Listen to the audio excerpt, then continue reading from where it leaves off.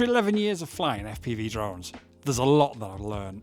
Most of it the hard way. But if I could go back 11 years and give my newbie self back then the tips I know now, I'd avoid so much stress, heartache and anxiety. And I would have had way much more fun. So in this video, I'm going to share those lessons with you so that you don't have to learn them the hard way like I did. Something I see happen far too often is people testing the setups and they've still got the props on. So I'll jump onto Reddit and I'll try and help people out. Although I did get told I was very miserable yesterday because I tried to drop a sarcastic joke about something and people took it literally. So sucks to be me today on Reddit. But I'm always trying to help out people, and what I see way too often, and on Facebook as well, is people will post a video up and say, right, I've just tested this and this has happened, and you can see the props are on. Seriously, all it takes is for you to bump into that quad. I've got a monitor that's right next to where my work surface is. I could smash that monitor up, I could knock the controller and it would take out half of the lights in this room, or it would even take out my hand, or even worse. So always test with your props off. I know people that have been seriously injured. Now this is one I see happen quite often. People will buy themselves a nice brand new bind and fly drone, and somebody online has said, make sure you update Betaflight. So they do. They flash it, they reboot it, and the receiver doesn't work, the props won't spin, and it's just dead.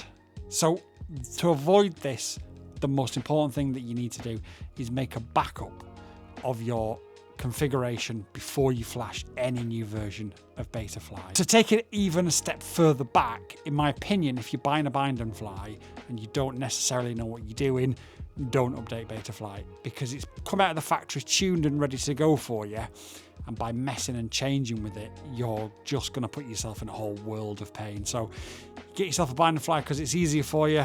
Don't make it harder for yourselves. Now this is a difficult one because the cost entry to FPV is really high, but some of the beginner kits are appalling. And you think to yourself, well, if I buy a really cheap beginner kit and get into FPV, I can then sort of just upgrade as I go along. And the reality is ultimately some of the beginner kits are so poor that you're going to not even want to fly FPV ever again after trying it, because the range will suck, the quality of the video will suck, the goggles will suck, and you'll just be like, is this it? And that's before we even get into the quality of the flight and the characteristics. So avoid the kits, save up a little bit of money, and get something that's worth having on a budget rather than the cheapest possible thing. There is an adage, isn't there? Buy cheap, buy twice, and it's very true with FPV. And I will have a video actually out relatively shortly covering 3 of the best items to buy that are the cheapest but worth having, using ChatGPT to try and get yourself some answers. Now this is a relatively new phenomenon and wasn't about back in my day. However, and I understand why people do it, because they'll leave me a comment and it might take me a few hours to respond to it and get you the right answer. And people are in a society now where they want an instant answer to any questions that they've got. So they'll hop onto ChatGPT, they'll put the problem in there, and ultimately it'll drop out an answer to them. And the problem is, most of the time, that answer is nonsensical. So to get a quick answer, it might seem smart to use ChatGPT, right? That is until your quad flips out, your OSD vanishes, or it won't even arm because the information ChatGPT has given you is incorrect. By all means, use ChatGPT for ideas. I do, but always cross-reference the answers you get. Check it with me, check it with people like Bardwell. We can answer your questions, it's not a problem. We're here to help.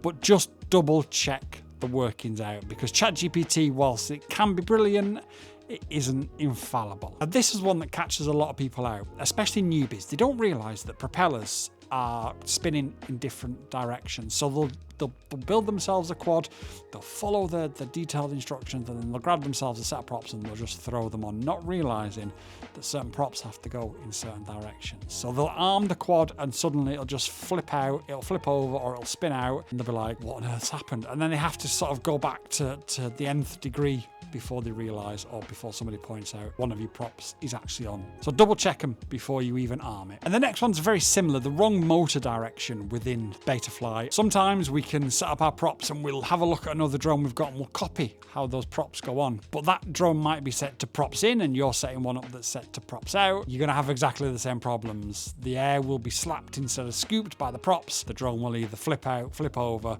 or just scream like a banshee. So double check your motor direction. And that's something that we always talk about here, but it is really, really important. On a similar vein, you can go to the field, you can arm up, and all of a sudden it'll flip out. But you've double checked your motor direction, you've double checked all your prop directions, and everything's right, so why is it still doing it? You might well have set your gyro direction or your gyro orientation within Betafly incorrectly. And again, I've got a Betafly video coming out soon, and I'll try and link it in the top corner if it's out by the time I release this, and if it's not, I'll add it at a later date, and that'll show you exactly what I'm talking about and how to double check it and how to change it if it's wrong. Another one on a similar vein that I get emails about virtually every single day is I've taken the props off and I'm testing it, but when I throttle up, it starts to run away. And that's completely normal. So if you are going to test it, the one thing that you're not going to want to test without props on is your throttle values. Test your motor direction, test everything else within Betafly. But if you want to check your throttle is working properly and your motors are spinning properly after you've done the Betafly test, put your props on and go outside, because otherwise the PID loop will be trying to find the differences in the changes that it's expecting. So if you're giving it throttle, that PID loop's expecting it to go up in the air. And if it isn't detecting that it's going up in the air, it's going to increase the throttle and just go full throttle and not stop no matter what you press or what you do until you unplug that battery. That is completely normal and something, like I say, I get emails about virtually daily. Make sure you do it with the props on, but outside. Probably one of the most frustrating ones as somebody who tries to help as many people as he can. I'll get messages of people saying, what I've done is I've gone into my PIDs and I've changed all these settings and now the quad flies like trash. And I say to them, first question whenever you reach out help is, what's your level of knowledge? And quite often the answer comes back will be, oh, I don't really know what I'm doing. So my advice is, if you don't know what you do, don't mess with your PIDs, because you can completely destroy. I mean, you can actually burn out your motors. So, you know, it's not just a case of making it fly bad. But if you don't know what you're doing within the PID settings, there's loads of presets in there that are really good. Select one that's related to the drone you're flying, and 99.9% of the time, unless you're an expert, you'll find that those presets will fly better than anything you could ever do. One thing I used to do all the time, and this killed loads of batteries, is I'd go out flying, I'd come back and I'd just throw my batteries down and then I'd get on with my day. And about a week later or a month later, I'd go back and I'd grab the battery to take out, and I'd either left it too high or too low and it wasn't in storage voltage, and it kills the cells. Now, that's an extreme example. Batteries are a lot better than they used to be, but these things are dangerous. You know, let's not make any bones about it.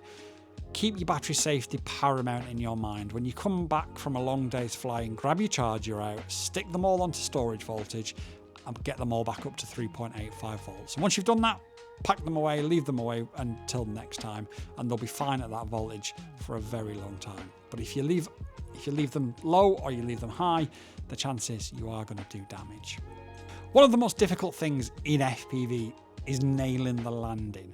And what I see quite often, and I was completely guilty of this myself, is people going out and practicing the flippy flops, practicing the power loops, practicing the dives, and then they come back in and it's just a hot mess of just panic because they've not practiced the landings.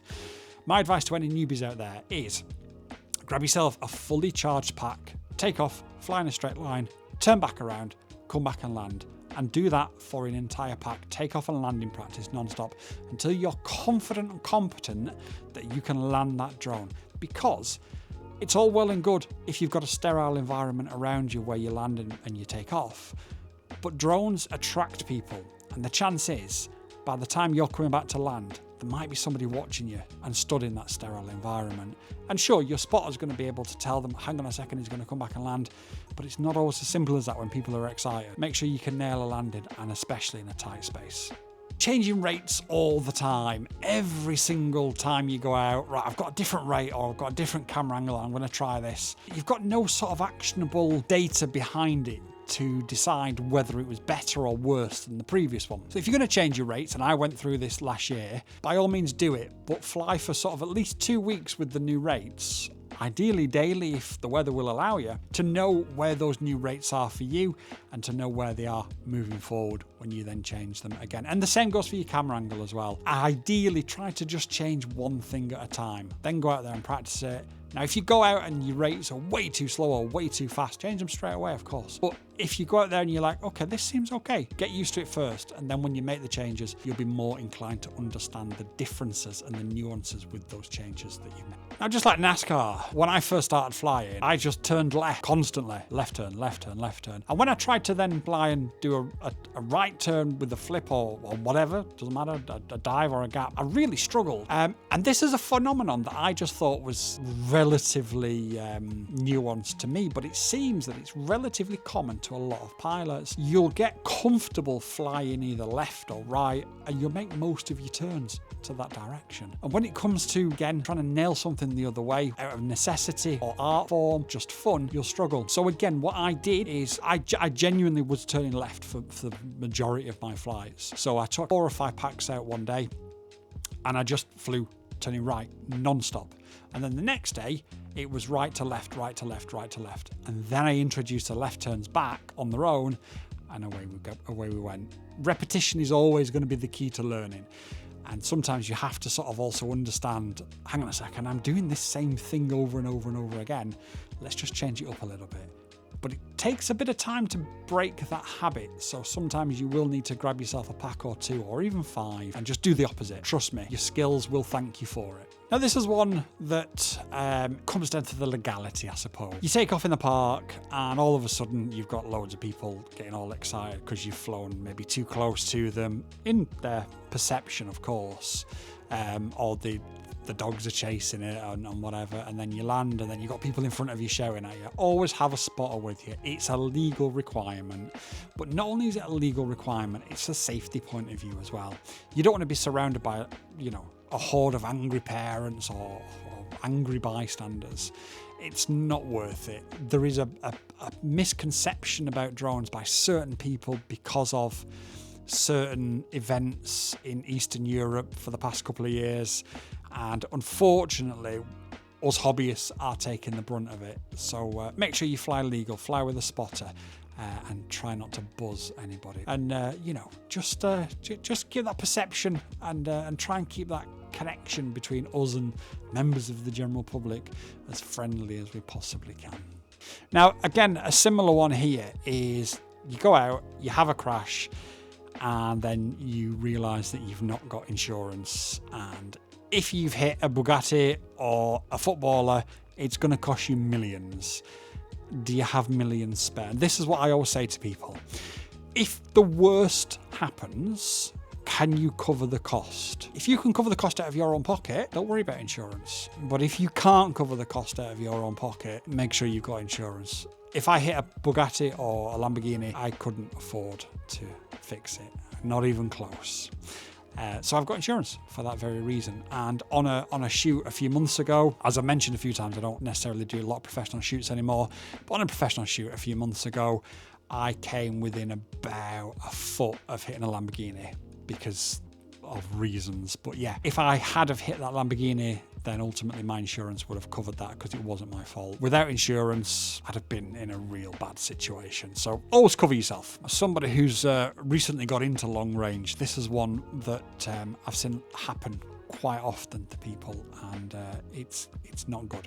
What happens is they'll get themselves a drone, and the first thing they say is, how far away can I go? I give them the legal answer, yes, but how far can I go? And they'll go off on a long range mission. Sometimes they'll do that without the knowledge that they need. Always test your GPS before you head out on a long range flight. What do I mean by that? Well, again, I've shown this in a few videos.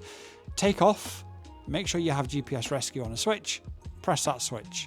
Make sure that drone turns around and comes back to where it's taken off from. And then that way you know, if you are doing a long range flight, legally of course, when you are out of sight and miles and miles down the road, if the worst was to happen, you know that it's going to come back to you. But make sure you can learn to understand your link quality, your DBMI values, and just know your systems, because long range, the jeopardy goes up and up and up with every sort of unit of measurement that you go away from yourselves. And as cool as it is, and it is cool, and I've learnt the coolness of it very recently, with greatness comes great responsibility. So just please do bear that in mind. This is what I probably still do today, but you've had a crash, you've gone out, you've done the walk of shame and recovered it. The first thing you should do when you pick up that drone is unplug that lipo. There's many reasons why. It's crashed, it could short out, it could be touching something, it could set fire, there could be a problem with the battery, or it could even get interference because of the crash and decide to arm up in your hand and, cause untold problems.